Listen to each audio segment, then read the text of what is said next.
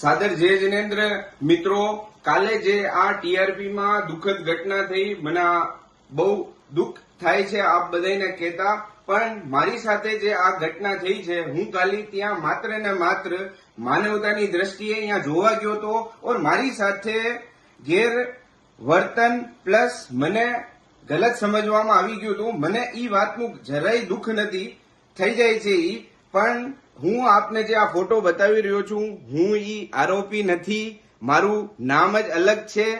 હું આપને મારા ડોક્યુમેન્ટ બી બતાવું છું. આ મારા ડોક્યુમેન્ટ છે. અંકિત સંપતલાલ સાંખલા મારું નામ છે.